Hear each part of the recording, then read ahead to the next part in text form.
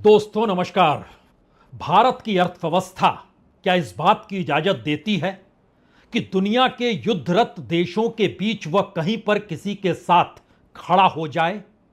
भारत की इकोनॉमी क्या इतनी मजबूत है कि किसी दुनिया के एक विकसित देश को वो नकार दे, और वह भी ताकतवर देश, जब दुनिया में युद्ध की दिशा में बढ़ रहे हैं या फिर युद्ध की परिस्थितियों के साथ खड़े हैं या फिर कहीं पर युद्ध करने की स्थिति में है?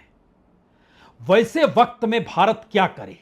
भारत का बैलेंसिंग एक्ट सिर्फ देख रहा है और युद्ध से दूर अपनी मौजूदगी एक विश्व ताकत के तौर पर बना रहा है। क्या बात इससे खामोश हो सकती है? अमेरिका में चुनाव है, 5 नवंबर को मतदान होने हैं, और अमेरिकी चुनाव में लगातार इजराइल का ईरान को लेकर जो रुख है, या फिर उससे पहले फिलिस्तीन और उससे पहले गाजा पट्टी, और इस दौर में लेबनान पर लगातार इजराइल के जो हमले हैं, वह एक बड़ा मुद्दा बन चुका है। इस चुनाव में तो सवाल यह भी है कि यूक्रेन और रूस के युद्ध के बीच में अमेरिका की भूमिका कितनी सही है, और इतने लंबे वक्त तक अगर यह युद्ध चल रहा है तो क्या अमेरिका सक्षम नहीं है? नाटो देशों के बीच से भी यह सवाल खड़ा होने लगा है कि अगर मंदी की दिशा में उनके अपने देश की परेशानियां हैं, इन्फ्लेशन चरम पर जा रहा है, लोगों के सामने मुश्किल है, यह मुश्किल ब्रिटेन में है, यह मुश्किल जर्मनी में है, यह मुश्किल हंगरी में है, यह मुश्किल एक लिहाज से नाटो के कई देशों में जो भी इस युद्ध की आग को महसूस कर रहा है उसके भीतर है। और यह परिस्थितियां खिसलते खिसकते मिडिल ईस्ट तक आ चुकी है। मिडिल ईस्ट के देश लगातार अमेरिका पर दबाव बना रहे हैं कि किसी भी हालत में इजराइल ईरान के तेल भंडारों पर हमला नहीं करे, क्योंकि अगर हमला करता है और उसके बाद दुनिया के बाजार में तेल की कीमत नहीं बल्कि मिडिल ईस्ट के देशों को जब यह तय करना पड़ेगा कि वो कहां पर खड़े हैं, तो उनके सामने मुश्किल होगी। और इन सब के बीच चीन भी कंबोडिया के इर्द गिर्द, जो कि एक वक्त में विवादास्पद द्वीप कहे जा सकते हैं, वहां पर अपने युद्धपोतों की मौजूदगी वो करा रहा है। इस दौर में जापान भी सोच रहा है कि नाटो की तर्ज में एशिया में भी कहीं ना कहीं अमेरिका की पहल होनी चाहिए। इस दौर में रूस भी सीधे तौर पर ईरान के राष्ट्रपति से मुलाकात पुतिन की होती है, और उसी वक्त या उससे चंद घंटों पहले बाइडेन की बात, अमेरिकी राष्ट्रपति की बात, इजराइल के नेतान्याहू से होती है। यह उसी दौर का वक्त है जब प्रधानमंत्री मोदी एशियान की बैठक में शामिल होने के लिए देश छोड़ते हैं, और वापस देश लौटने के बीच में यह दुनिया भर के घटनाक्रम है। यहां पर सवाल दुनिया के अलग अलग देशों की कूटनीति या उनकी अपनी अर्थनीति के आश्रय या अपने बाजार को बनाने को लेकर युद्ध की दिशा में झांकने से हटकर आज जिक्र इस बात का जरूरत है कि भारत की अपनी इकोनॉमी, भारत की अपनी बैलेंसिंग एक्ट की परिस्थितियां क्या इस बात की इजाजत भी देती है कि भारत चुन सके कि उसे अमेरिका की टेक्नोलॉजी चाहिए या चीन की टेक्नोलॉजी चाहिए, खास तौर से आर्टिफिशियल इंटेलिजेंस के दौर में? क्या भारत वाकई इस दौर में रूस और अमेरिका के बीच किसी एक को चुनने की स्थिति में है? क्या भारत इस दौर में ईरान और इजराइल के बीच से किसी एक को चुनने की स्थिति में है? क्या भारत के तमाम लोग जो दुनिया भर में फैले हुए हैं, खास तौर पर मिडिल ईस्ट में उनकी मौजूदगी कहीं ज्यादा है, लेकिन वह विकसित देशों में भी उनकी मौजूदगी है, उनको लेकर भी बहुत सारे सवाल क्या भारत की कूटनीति के रास्ते में खड़े हैं? ये सारे सवाल हो सकते हैं, लेकिन जब किसी देश की कूटनीति सवालों के आश्रय ही चल पड़े तो होगा क्या? प्रधानमंत्री जिस वक्त एशियान की बैठक में थे, उस वक्त इजराइल कब हमला करेगा, और इस दौर में उसने बेरूत पर हमले भी किए। 2 दर्जन से ज्यादा लोगों की मौत बेरूत में हुई भी, और 100 से ज्यादा लोग घायल भी हुए। इसी दौर में ईरान के साथ पुतिन की मुलाकात, ईरान के राष्ट्रपति के साथ पुतिन की मुलाकात ने खुले तौर पर यह अंदेशा दुनिया के सामने रख दिया कि ईरान के ऊपर पश्चिमी देशों की पाबंदी है और रूस के ऊपर भी पश्चिमी देशों की पाबंदी है। रूस तो सस्टेन कर रहा है, कर लेगा, लेकिन ईरान कैसे करेगा? ईरान को एक ताकतवर देश की जरूरत खुले तौर पर है और पुतिन यह साथ देने को तैयार है, क्योंकि पुतिन उस रणनीति को साध रहे हैं जिसके दायरे में एक लिहाज से कहें तो वह उन देशों को अपने साथ ला सकते हैं जिसमें पाकिस्तान भी है, जिसमें कजाकिस्तान है, किर्गिस्तान है, तजाकिस्तान, उज्बेकिस्तान, तमाम इन देशों के साथ भी उनकी अपनी बैठकों का दौर चल रहा है।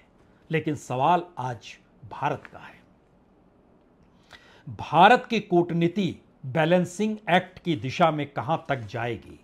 प्रधानमंत्री एशियान की बैठक में थे तो उन्होंने कहा कि दुनिया भर में अलग अलग जंग का सबसे बुरा असर अगर कहीं पड़ेगा तो ग्लोबल साउथ के देशों में पड़ेगा, और ग्लोबल साउथ का मतलब भारत भी है, और दुनिया में शांति बहाल करना बेहद जरूरी है।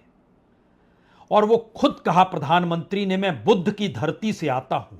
जी, गौतम बुद्ध की धरती से आता हूं। हमने हमेशा यही कहा है कि यह जंग का युग नहीं है।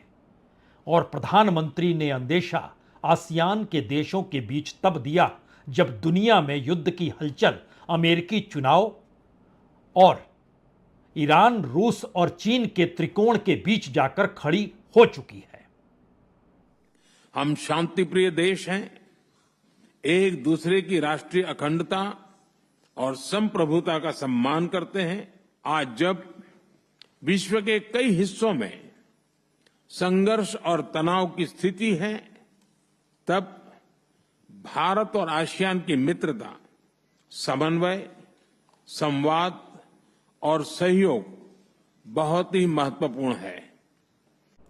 दरअसल इस दौर में भारत की बैलेंसिंग एक्ट की कूटनीति कितनी मायने रखती है, उससे हटकर अगर भारत के भीतर की परिस्थितियों को परखें तो शायद भारत मौजूदा वक्त में सबसे ज्यादा असमान भारत को लेकर चल रहा है। असमानता का मतलब आर्थिक परिस्थितियों के साथ चलना है। लेकिन यहां पर पहली बार भारत की राजनीति में, खास तौर से अगर एक तरफ प्रधानमंत्री मोदी की सत्ता की मौजूदगी और उनकी इकोनॉमी है, तो दूसरी तरफ ध्यान दीजिए भारत के भीतर कांग्रेस या कहें राहुल गांधी की जिस राजनीति को आगे बढ़ाने की सोच है, वो दरअसल असमानता का दो छोर है। प्रधानमंत्री कॉरपोरेट के आसरे भारत को विकसित बनाने का सपना दुनिया के सामने परोस रहे हैं। राहुल गांधी इस देश में हाशिए पर पड़े तबकों को एकजुट करते हुए उन्हें मुख्य धारा में लाने की राजनीति साध रहे हैं। इन दोनों के बीच का एक अनूठा सच है कि भारत एक बाजार है। उस बाजार पर नजर दुनिया के उन देशों की है जिन्हें लगता है कि अपनी इकोनॉमी को संभालने के लिए उन्हें भारत के मार्केट की जरूरत पड़ेगी, और भारत के मार्केट की जरूरत तभी पड़ेगी जब भारत की कूटनीति हो या बैलेंसिंग एक्ट हो, या भारत की इकोनॉमी को कॉरपोरेट के जरिए संभालने की जो सोच हो, उसको लगातार बल मिलता चला जाए। यानी भारत का बैलेंसिंग एक्ट रूस को भी मदद करता है, अमेरिका को भी मदद करता है, चीन को भी मदद करता है, ईरान को भी मदद करता है। भारत का बैलेंसिंग एक्ट दुनिया के बाजार से भारत को ज्यादा से ज्यादा हथियार बेचने की दिशा में भी ले जाता है, और भारत अपने तौर पर जिन हथियारों को बना रहा है उसके एक्सपोर्ट की दिशा में भी भारत की इकोनॉमी खड़ी हो जाती है। और यह एक सच है कि इजराइल युद्ध ना करे, अमेरिका इसे चिताता है और अगले क्षण पैकेज भी दे देता है। और अमेरिकी चुनाव में यह सवाल धीरे धीरे बड़ा होते चला जा रहा है, तो क्या अमेरिकी चुनाव से ऐन पहले दुनिया के भीतर बड़ी हलचल जो है वो कहीं ज्यादा तीखी होने वाली है? और उन परिस्थितियों को देखकर भारत को इस दौर में क्या कोई निर्णय लेना है? हम उस दिशा में जाएं उससे पहले हमें लगता है भारत के भीतर की उस राजनीतिक स्थितियों को समझिए जो दुनिया के मानचित्र पर रेंग रही है। वर्ल्ड बैंक और आईएमएफ के जरिए फोर्ब्स एक लिस्ट जारी करता है और बतलाता है कि दुनिया में रईसों की तादाद कितनी है। इन्हीं सबके बीच जर्मनी दुनिया के भीतर भूखे देशों को लेकर भी एक इंडेक्स जारी करता है। इसी वक्त फोर्ब्स की लिस्ट बतलाती है कि पहली बार भारत में, फर्स्ट टाइम इन इंडिया,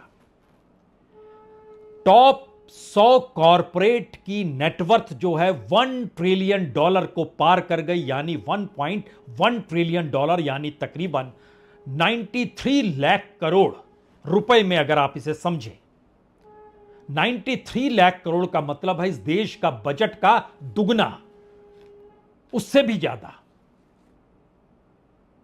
इस स्थिति में भारत के टॉप 100 कॉरपोरेट हैं, उसमें लिस्ट में बकायदा नाम आता है कि अंबानी लगभग 10 लाख करोड़, अडानी लगभग 9.75 लाख करोड़।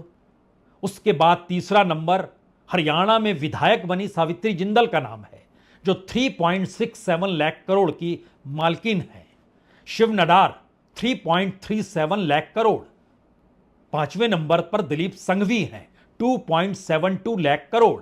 उसके बाद राधा कृष्ण धमानी हैं 2.64 लाख करोड़।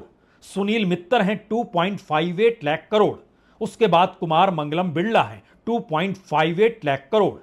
उसके बाद साइरस पूनावाला हैं 2.05 लाख करोड़ और बजाज फैमिली है 1.96 लाख करोड़। ये टॉप 10 के नाम हमने क्यों पढ़े? इसलिए पढ़े क्योंकि इनकी पूरी नेटवर्थ को जोड़िएगा तो ये तकरीबन भारत के बजट के इर्द गिर्द आकर टिक जाएंगे। 40-42 लाख करोड़ के इर्द गिर्द इनका पूरा नेटवर्थ आता है और टॉप 100 में से 10 में आधा लगभग इन्हीं के हिस्से में है। इनका अपना बिजनेस दुनिया के उन देशों में है जो देश युद्धरत हैं या युद्धरत देशों के साथ जो देश खड़े हैं। और भारत का कॉरपोरेट नहीं चाहता है कि भारत किसी भी दिशा में शामिल हो किसी भी देश के साथ। उसकी कूटनीति उसकी अपनी बिजनेस की परिस्थितियां बैलेंसिंग एक्ट की दिशा में ले जाती है। दुनिया के कई देशों में, चाहे वो ऑस्ट्रेलिया हो या अफ्रीका हो, वहां पर अडानीज का नाम इस दौर में गूंजता है। वो बांग्लादेश में भी गूंजा, श्रीलंका में भी गूंजा, मालदीव में भी ये बातें निकल कर आती है। लेकिन इन सबसे हटकर दुनिया भर में भारत के कॉरपोरेट्स की मौजूदगी है। विकसित देशों के बैंकों से इन कॉरपोरेट्स ने पैसा बड़ी तादाद में उठाया हुआ है।